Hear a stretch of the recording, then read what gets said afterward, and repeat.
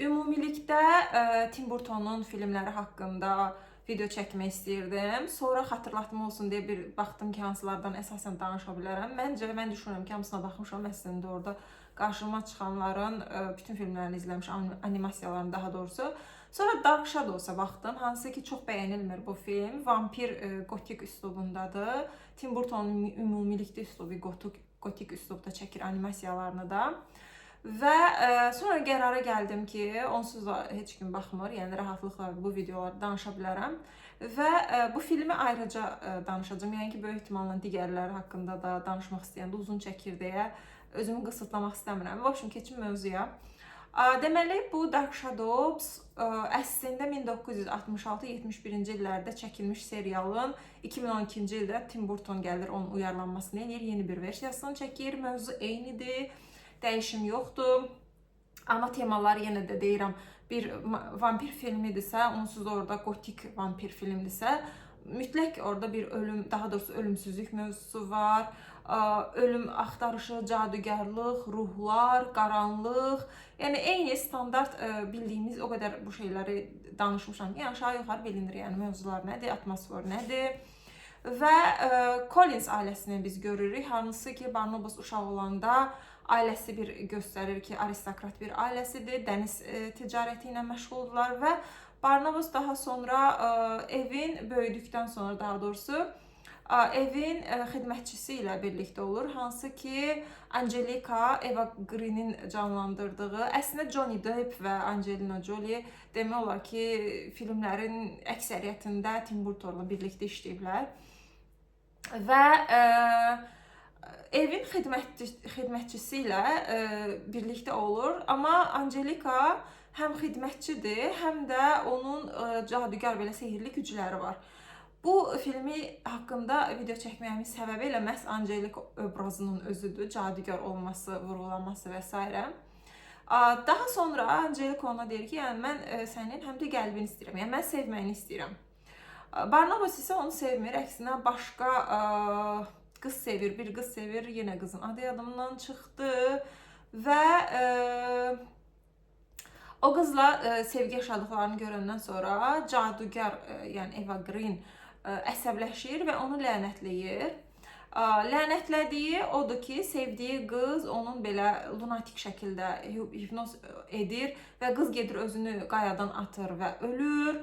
Barnabas buna şahid olur və dərhal o onsuz yaşaya bilmədiyi üçün o da özünü o qayadan atır, amma Angelica təbii ki onu lənətləyibdir. Lənət də onu ölümsüz eləməkdir. Yəni onu bir vampirə dönüşdürür. Vampir demək ölümsüz olmaq, insanlar necə ölümlü olmaqla bağlı qayğılar varsa bütün həyatı boyu, vampirlərin də ölümsüz olmaqla bağlı, yəni eyni ilə problemləri var. Və ölümsüz olduğunu anlayır. Daha sonra isə Angelica'nın yenə ürəyi soyumur və onu diri-diri qəbrə bastırır. Və qəbirdə 200 il, yəni 2 əsr, 19-cu əsrlərdə baş verir bu hadisə. 2 əsr qəbirdə qalır və daha sonra biz görürük ki, bir yer qazıntısı zamanı, hansı ki artıq Angelica bir iş qadınıdır, şirkəti var, işçiləri var. Çox diqqət çəkir də, yəni bu obraz, cadugar obrazım. Və demək, qəbir qazanda onun fəhlələri tabutu, hansı ki 2 əsrdir tabutda bastırılıbdır, Barnabas'ı tapırlar.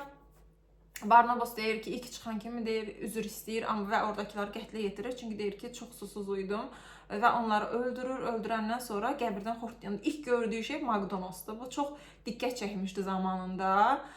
McDonald'sın çünki Angelica'nın, yəni cadugarın əslində bir cadugar olur. Onun daha doğrusu onlar oranı qazdıqları yeri McDonald's tikmək üçün eləyirlər. Yəni bir növ şeytani, bir növ cadugarlıq, yəni belə bir negativ bir göndərmə olaraq dəyərləndirdilər ki, xortlayır 2 əsr sonra modern zamana gələndə, hansı ki zamanla səyahətdə vampir ədəbiyyatında, filmlərində çox önəmlidir. Texnologiyaları biz görürük dönəm-dönəm, onlar müxtəlif dönəmlərdə uyarlanmaları olur deyə. O vampirlərin düşdükləri zamana ayaqlaşma problemlərinə görürük. Bunlarda texnoloji yeniliklərlə və s. görürük. Burada isə yəni ilk xortlayan kimi McDonald's'ı görür Və daha sonra evini, ailəsini tapmaq istəyir, öz yaşadığı evə gedir və o yaşadığı qəsrin dəyişdiyini görür, oradakı insanları tanımır, amma tanışlıq verir və deyir ki, biz görürük ki, yəni bu ailə artıq çökübdür. Çünki Angelika, o xidmətçi qadın, hansı ki Barnabosu lənətləyibdir, o öz cadugar gücləri ilə şirkət qurub və Collins ailəsinə rəqibdir. Və Collins ailəsi artıq iflas edibdir, belə deyim. Hətta bir səhnədə Barnabas süfrədə olanda deyir ki, gümüş qaşıqlarınızı satacaq qədər yəni iflas eləmisiniz. Yəni çünki normalda o gümüşə toxuna bilmir, gümüşə toxunsa o yanar. Və daha sonra deyir ki, mən yenidən bu ailəni bir fərdi olduğum üçün yenidən o gücü qazandıracağam sizə. Və ailədə bir də David var, hansı ki başlayan bölümlərdə 1971-də təxminən o dönəmə uyarlanıbdır film. Və biz görürük ki, qatarla bir gənc qız gəlir, hansı ki qız tamamilə sehirlidir, haqqında heç nə bilmirik, adını belə bilmirik. O trendə gələndə Veronika adını görür və qərara gəlir ki, o adı götürsün. Yəni bu o demək ki, adını belə bilmirik. Və Davidə baxıcılığa gəlir. Bu da daha sonradan anlayacağıq ki, Barnabosun özünü qayadan atan sevgilisinin cəsədi bunun gözünə görünür və ora getməsini də əslində bu qız istəyir, yəni ruh istəyir və uşaq baxı dayəlik eləmək üçün o gəlir eynən qəsrə.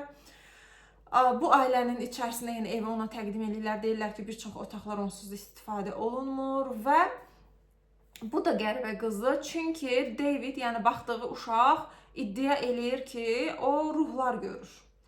Və bunun üçün də psixoterapevt var evdə, həkim, bizim bildiyimiz klasik Dracula filmində professor, həkim obrazı burada da var və qadındır.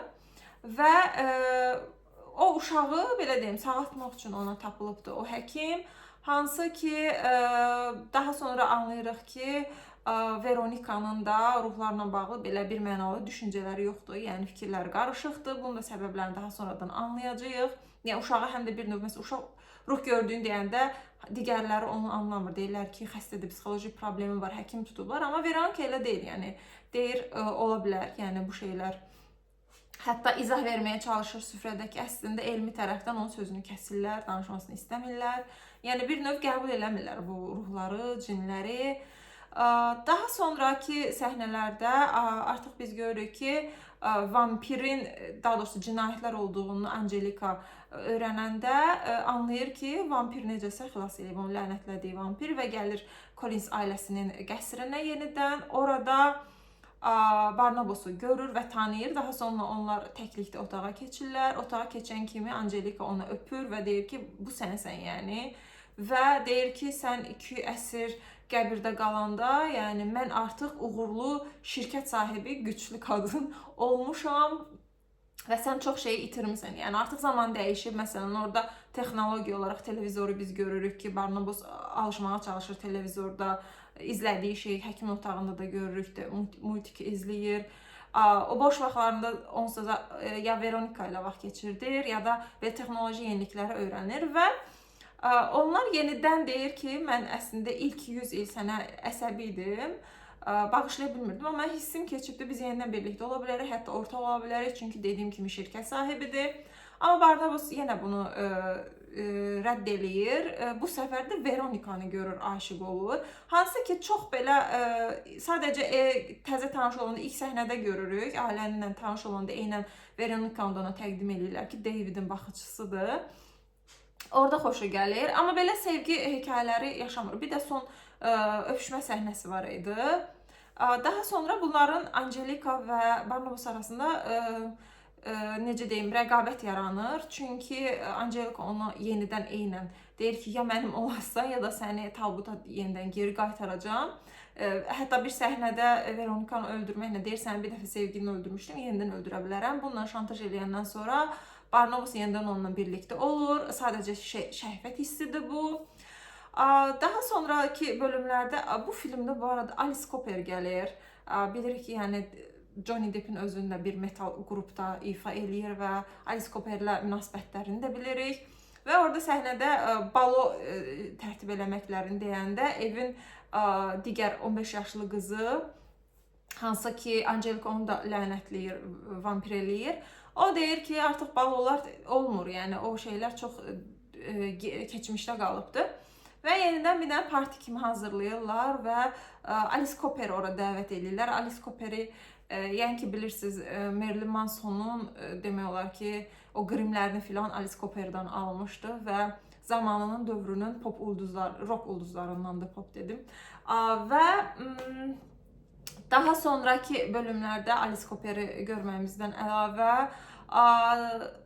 sonluqda biz anlayırıq ki, əslində Veronika da bu Barnabosu sevir və Barnabos deyir ki, mən əslində bunu demək istəmirdim. Yəni düşünürdüm ki, yəni qız da deyir ki, mən elə hiss edirdim ki, hipnoz olmuş kimi hiss eləmişəm.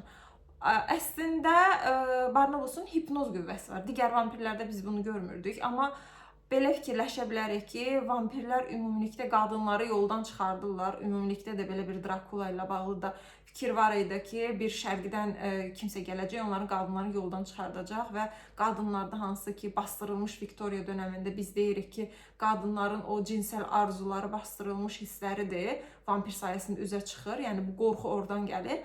Burada da yəni onu düşünmək olar ki, bunun hipnoz qüvvəsi var. Filmdə əsas vurğulanan odur.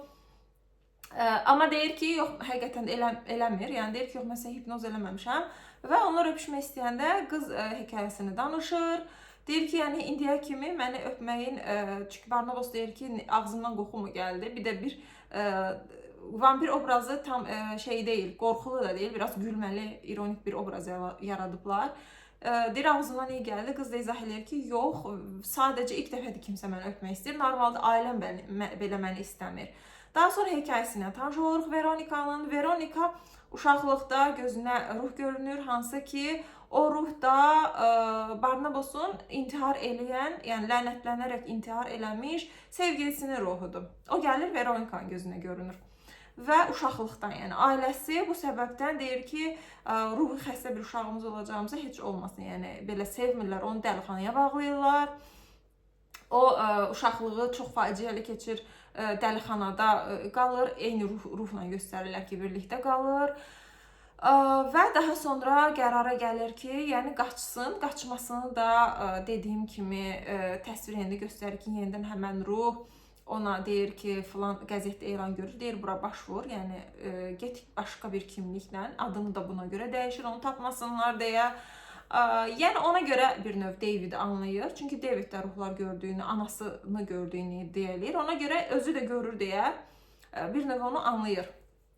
Təbii ki, biz bunu daha sonralardan anlayırıq, danışır hekayəsini və onlar orada öpüşürlər, sevgili olurlar və yenidən Angelika yenə gəlir. Bunun şahidi olur ki, Barnabas onu sevdiyi adam 2 əsr keçib yenə onu sevmir və yenə gedir başqa bir qadın sevir.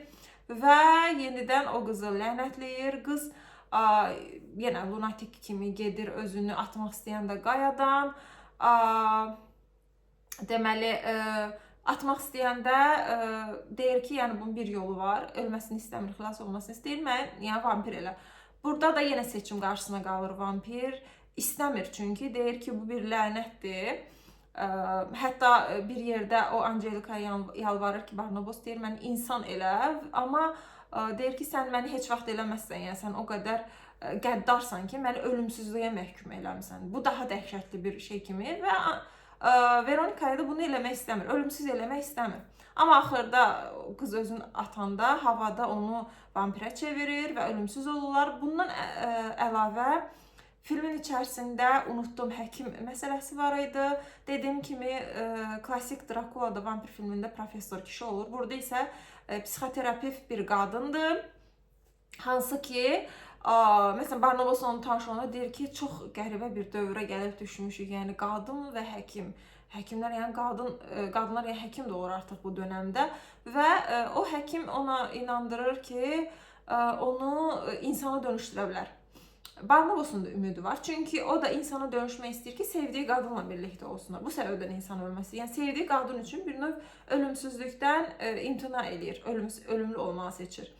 Və orada deyir ki, insan vəhşiləşə bilirsə, vəhşi birisi də insana dönüşdürmək olar. Psixoloq da buna inandırır ki, biz sənlə seanslar keçirik, səni insan eləyəcəm, belə bir növ Amma sonradan təsadüfən Barnabas bunun şahidi olur ki, əslində o həkim onu ölümlü eləmək istəmir. Əslində onun qanını çəkərək özünü ölümsüz eləmək istəyir, vampir eləmək istəyir. Burada da həkim bir növ narsis rolundadır və o yaşlanmasından şikayətlənir, baxmayaraq ki, uşağa baxmağa gəlib, orada içki problemi var və yaşlılıqdan qorxur, narsis kimi. Ona görə özünü ölümsüz eləməyə çalışır. Və daha sonra da Barnabas bunu öyrənəndən sonra onu öldürür, amma görmür ki, artıq onun dişləri çıxıb, yəni artıq o vampir olub. Daha sonra da onu suya atırlar və filmin sonunda da ən son səhnədə biz anlayırıq ki, əslində o doktor ölmür, dişləri çıxır, yəni ölümsüz olubdur artıq. Yadımda qalan belə spontan şəkildə bu filmin özətini danışdım. İndi keçim filmdə Angelika obrazını nəyə görə sevdiyimə. Deməli, Angelika obrazına baxanda hansı ki cadugardır və modern zamanda, yəni 2 əsr sonra biz görürük ki, bu qadın Collinslərin rəqibidir. Onları belə deyim, onlara əllərində olan hər şeyi alıbdır. Amma bunu cadugar olduğu üçün, yəni belə deyim, eyni şərtlərdə eləməyib, cadugarlıqla eləyib, qara qüvvələrin köməyi ilə eləyibdir. Və modern zamanda şirkət sahibi güclü qadın olması cadugarın xüsusilə mənə orta əsrlərdəki cadugar ovlarını xatırlatdım. Deməli, bu cadugar ovlarını, yəni aşağı yuxarı bilirsiniz, bənzər nəyə görə ağlıma gəldiyini özət tez keçəcəm ki, xatırlatma olsun. Hansı ki, cadugarlar kimlərə deyirlər orta əsrlərdə? Birincisi, subay evlənməmiş qadınları təhlükəli hesab edirdilər. Yəni, başında bir kişi yoxdursa, bu qadınları patriarxizm toplumunda əlbəttə ki, idarə eləmək çətindir. Yaşlı qadınları bu, bütün hətta multfilmlərdə də, cadugar içərisində olan şeylərdə də o cadugarların təsvirlərini görürük ki, yaşlı qadınlar təsvir edilir. Yaşlı və yalnız qadınlar. Multfilmlərdə də, yəni dediyim 300-lər deyilən, mən uşaq vaxtı TRT-dən multfilmə baxırdım. Orada belə o yaşlı qadın, uşaqsız, ailəsiz, tək, yəni cadugar obrazı əslində buradan gəlir kökləri. Və əsasən, ən əsası, deməli, bu qadınlar kişilərə qarşı çıxırdılarsa, yəni söz demək haqları görürdülər sözünü. Məsələn, nəyəsə fikir bildirir, adicə fikir bildirir.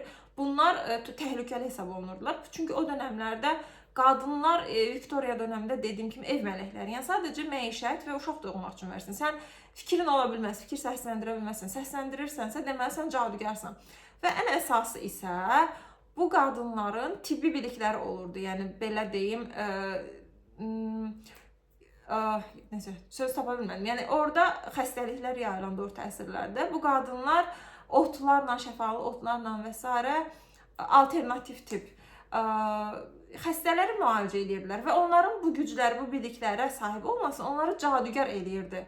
Və hətta cadugar məhkəmələri var idi. Orta əsrlərdə biz bilirik ki, Fransada, Almaniyada, İngiltərə, hər yerdə olubdu bu məhkəmələr və bu qadınları öldürürdülər, yandırırdılar diri-diri. Nəyə görə yandırırdılar? Bu bildiyin qurban vermə, İslamdakı qurban, İsmail qurbanının eyni şeydir. Yəni xəstəliklər yayılıb, ölüm yayılıb. Deməli, Tanrı bizə qəzablanıb, biz Tanrıya bir dənə qurban verək, bu fəlakətləri kəssin. Bir növ rüşvət, modern zamanda rüşvət deyək ki, bu bəlaları kəssin deyə biz onlara bir qurban verməliyik və bu qurbanlar da əlbəttə ki, qadınlardan seçilirdi. Və buradakı Angelika obrazı da güclü bir obrazdır. Bir ailə ilə, yəni normalda qadınları, yəni biz evdə sakit, fağır, uşaq böyüdən tiplər görürük. Amma bu qadın şirkət sahibidir. Bunun əlinin altında işçilər var. Və demək ki, bu bunu cadugar gücləri ilə bunu eləyibdir. Xüsusilə çox diqqətimi çəkdi onun cadugar obrazı. Və bir də onun sevdiyi adam tərəfindən rədd edilməsini qəbul eləmir. O dönəmlərdə də, yəni əsasən qadınlar seçmirdi, belə deyim, qadınlar seçilirdi. Əslində indi belə bir dəyişim olmayıbdı və əslində film bizə göstərir ki, sonluqda hansı ki onlar Barnabasla savaşırlar, Barnabas onun da əsl üzünü göstərmək üçün bir-birlərinə belə deyim, oradakı insanlar əsl üzlərini göstərirlər. Barnabasın vampir olduğunu göstərir, sübut eləyir Angelika. Barnabas da eynilə onun üzünü göstərmək üçün onu dişləyir və üzünün daş kimi bir növ olduğunu, üzü qırılır, bədəni qırılır. Amma sonda öləndə, sonda ölməsini də, hətta Angelikanın ölməsini David deyir ki, yəni sən buradan get, yoxsa səni öldürəcəm. Sən demə David, o gözə görünən anası real imiş, belə bir ruh var imiş. O ruh da Barnabosun, yenə də deyirəm, ölmüş sevgilisidir və o yenidən peyda olur, qisasını alır. İlk başda gördüyümüz səhnə, yəni Angelikanı lənətlənmişdi və o da geri dönür, Angelikanı öldürür. Və ölüm səhnəsində biz görürük ki, bütün üzü belə daş kimi çatlayır, tökülür, amma ürəyi bir dənə realdır. Ürəyini də verir Barnabosa, deyir, yəni mən səni həqiqətən sevmişdim. Amma o ürəyi də belə kül kimi olur, tökülür. Barnabas isə deyir ki, bu sevgi deyil.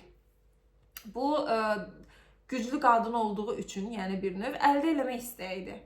Yəni sənin mənə duyduğun şey, əgər məni sevsəydin, mənim başqa biri ilə olmağıma icazə verədin. Yəni önəmli olan, belə deyim, sevginin də özün tipik bildiyimiz kimi növləri var. Yəni bir insan cinayət edir, bir insan yox, yəni yüzlərlə tarixdə sevgi uğrunda edilmiş cinayətlər var, qısqanclıq uğrunda edilmiş cinayətlər var. Biz deyə bilmərik ki, bu sevgi deyil. Çünki bizim ağlımızda belə bir quraşdırılıb ki, sevgi qəşəng bir şeydir. Amma sevgi, yəni hərə bir cür sevir, hərənin hissi bir cürdür. Yəni o demək deyil ki, hamı qəşəng sevir. Yəni biz sevgini gözəl bir şey olaraq, yəni bərabərdir, gözəl bir hiss olaraq algıladığımız üçün bu şeyləri dəyərləndirmirik, amma yenə də deyirəm, o da o tip sevir. Və o deyir ki, Barnabas düşünür ki, onun sevgisi sadəcə şəhvətdir və əldə etmək arzusudur. Çünki Barnabasın üz vermirdi, onu lənətləyir, tabuta belə deyim, qısıtlayır, lənətləyir və bu tip, yəni Angelikanın sevgisi də əslində müzakirəli bir mövzudur.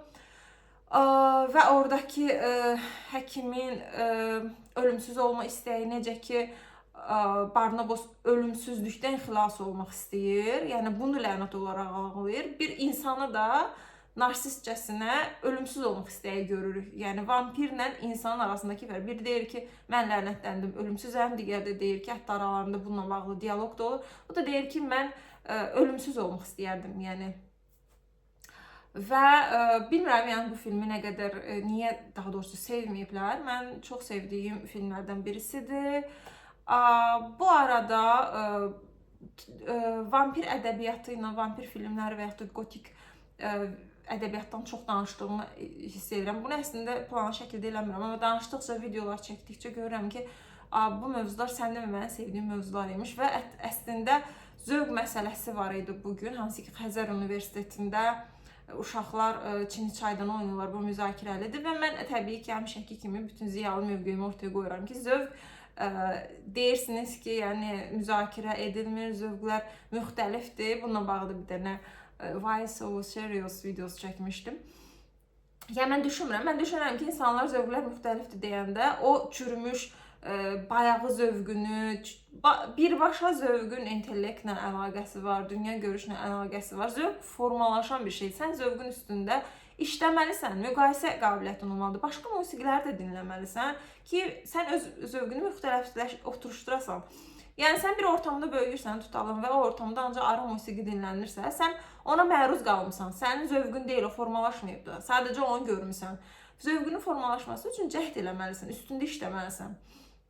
Və bunu, yəni zövqlər müzakirəyə açıq deyil, müxtəlifdir, mövzu bağlansın. Nəyə görə? Çünki biz bunu müzakirə eləsək, qarşı tərəfin bir növ dubluğu ortaya çıxacaq. Bu da səhv eləmir. Çox relaks, yəni papuqay cümlələr deyiləm, şablon bir üslubda zövqlər müxtəlif deyil deyir, söhbəti bağlayır. Əlbəttə ki, zövqlər müxtəlifdir.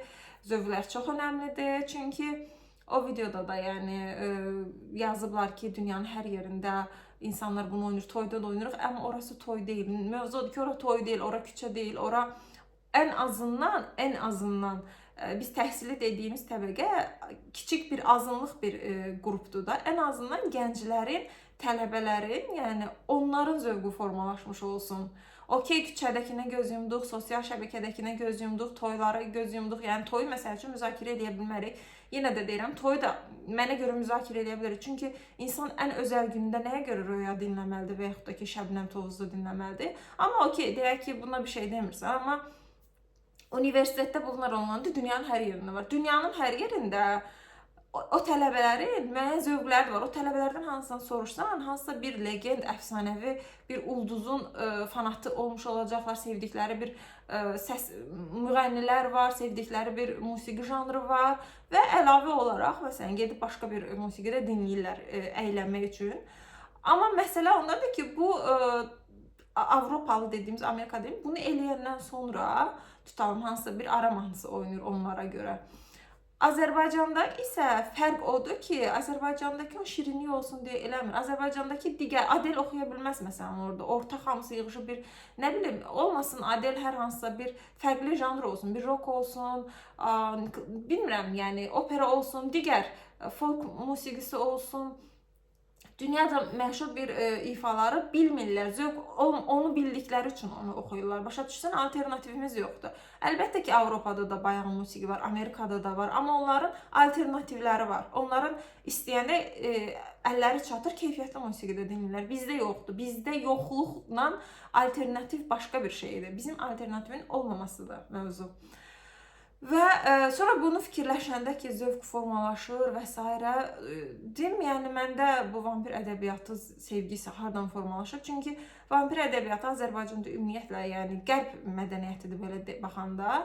Ətrafımda da belə olmayıbdı bu filmləri maraq duyan, kitablara maraq duyan. Əslində, yəni fikirləşəm, bu mövzuda bugün fikirləşmişəm ki, heç bu qədər bilmirdim ki, yəni bu qədər bildiyim vampir filmləri var və bunlara belə həvəslə danışmaq istəyirəm. Bunun da səbəbi düşünürəm ki, vampir ədəbiyyatını əslində sırf qorxu filmləri kimi görürlər. Məsələn, içi boş qorxu filmləri çoxdur.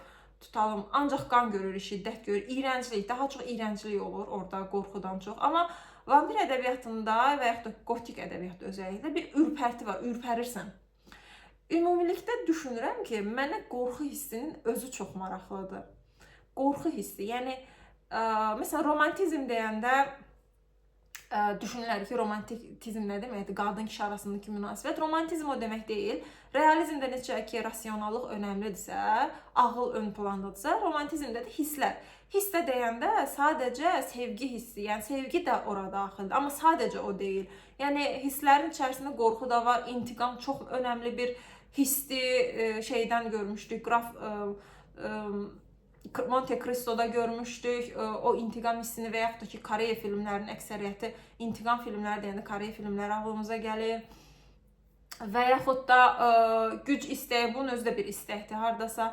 Və qorxu hissi olaraq çox məni, yəni özünə çəkən bir hissi, çox məni düşündürən hissi. Təkamülümüzdə çox önəmli rolu var qorxu hissinin. Çünki bizim irqimizin bu günlərə gəlib çatmasında, məsələn, bizdə qorxu hissi olmasaydı, özümüzü belə deyim, müdafiə eləmək üçün, qorumaq üçün heç bir tədbir görməyəcəkdik. Bu da bərabərdir, yəni bədheybətlər və gözə görünməz fövqəladə qüvvələr olsun, vəhşi yırtıcı heyvanlar, fərqi yoxdur. İlk insanlar nə edirdilər? Yırtıcılardan özlərini qorunmaq üçün ağaclara çıxırdılar. Niyə edirdilər bunu? Qorxu hissi onları həyatda saxlayıb. Həyatda qalmamızda çox önəmlidir bu hiss. Və yaxud da ki, qrup şəklində bir yerə yığışırlar ki, hansısa bir vəhşi heyvan onlara hücum eləsələr, onlar birlikdə hərəkət edib özlərini müdafiə eləsinlər. Bunun da əsasında yenə qorxu hissi dayanır. Yəni çox önəmli bir hissdir əslində. Bir də instinktiv olaraq da bizim artıq formalaşıbdır qorxu ilə bağlı. Mən özümdə də ümumilikdə, yəni adi qapı döyüləndə belə qışqırıram. Qorxu hissi çox güclüdür. İndi bilmirəm, bu hiss mənə çox maraqlı olduğu üçünmü bu qorxu janrını sevirəm, yoxsa baxdığım üçünmü qorxu yaranıb, burasını bilmirəm. Amma yəni özümdə də belə qorxu hissi çox güclüdür. Bundan əlavə vampir ədəbiyyatını, dediyim kimi, içi boş belə qan, iyrənclik olaraq yox, toplumların, qərbin təkamülünü görür. Yəni toplumların da təkamülü olur. Təkamül dediyimiz yəni dəyişimdir. O toplumların təkamülünü vampir ədəbiyyatından izləyirik. Çünki hər uyarlanan filmdə bir vampir tutalım gəlir düşür 20-ci əsr, 21-ci əsrdə o texnoloji yenilikləri bizə təzədən xatırladır.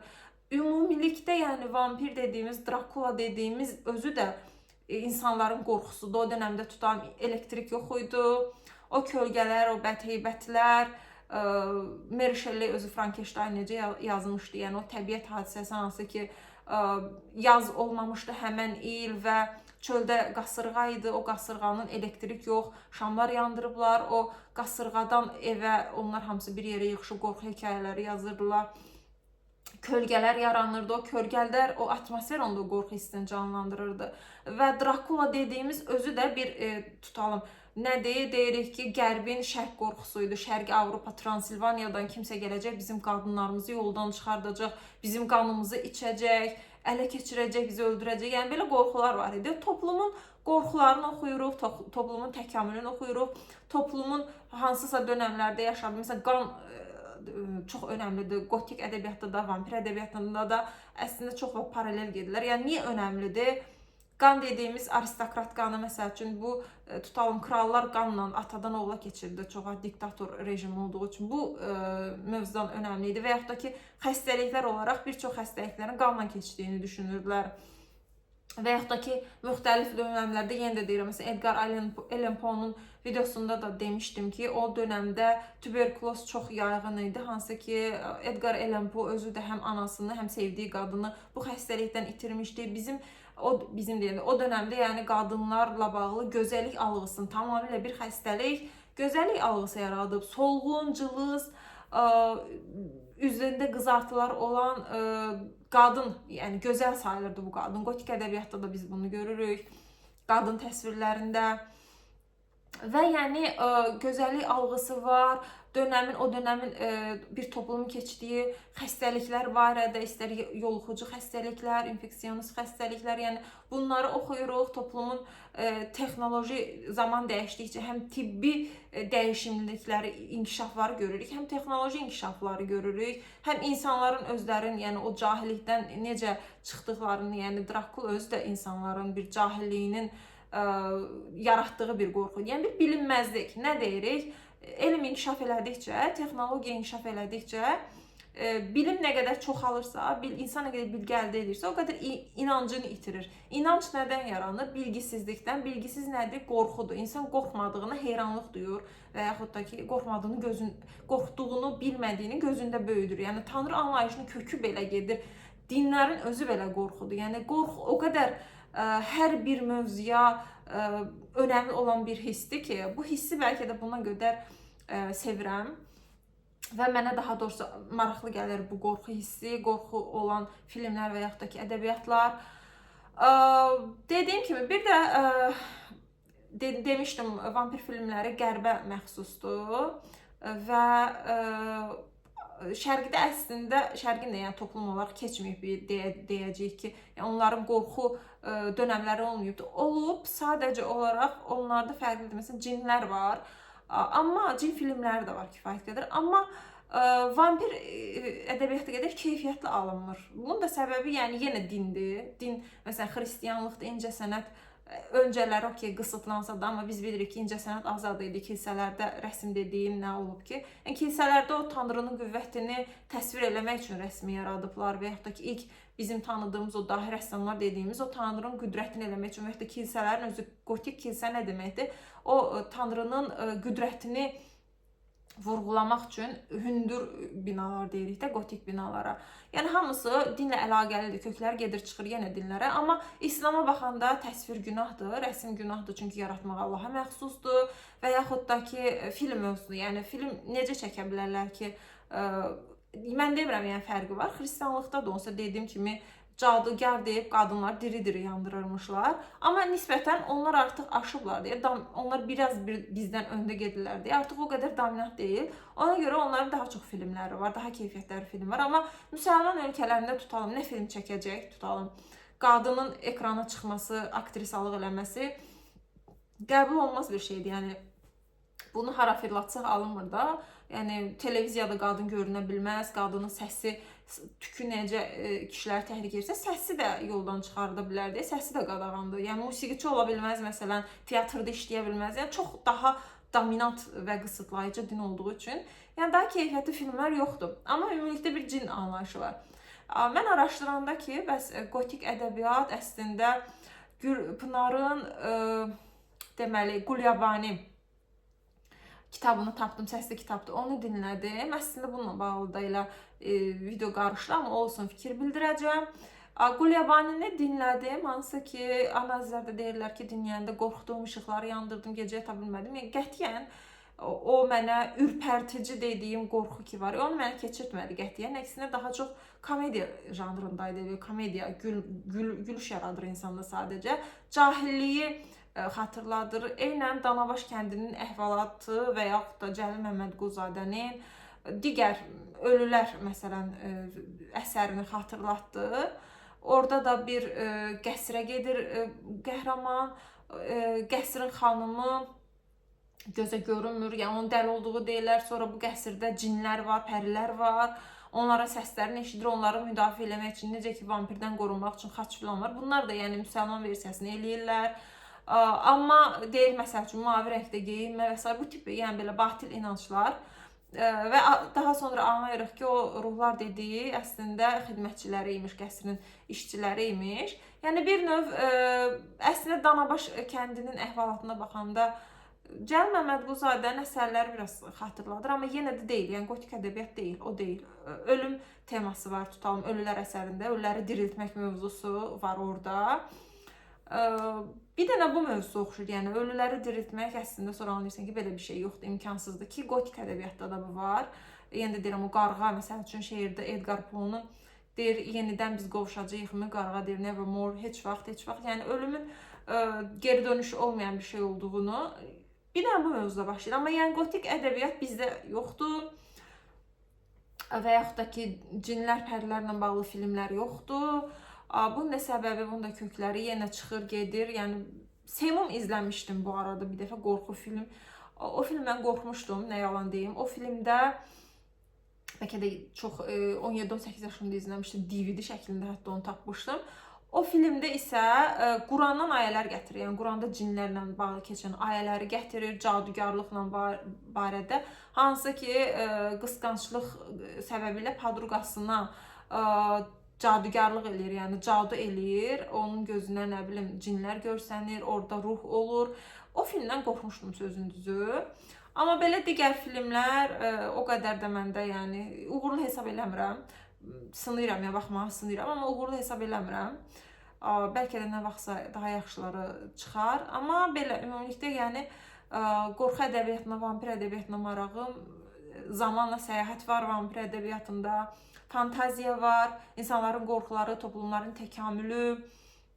Yəni hər şey var. Bu ədəbiyyatda əslində hər şey var. Analiz eləyərək oxuduqda anlayırsan bunu. Belə, yəni benim yorumlamam bu kadar. O videoya da YouTube'da bu arada baxa bilərsiniz, deyir. Hər şey güzel oldu, hər şey çok da güzel, iyi oldu, tamam mı? Sonra deyir, başörtüsü kurban olduğum tarafından gönderilmiş olabilir ve lakin ki öyle değildir. Benim yorumlamam bu kadar. Yani ben de yorumlamam bu kadar. Çünkü video çok uzun oldu. Gotik edebiyatı ve vampir edebiyatını okuyun.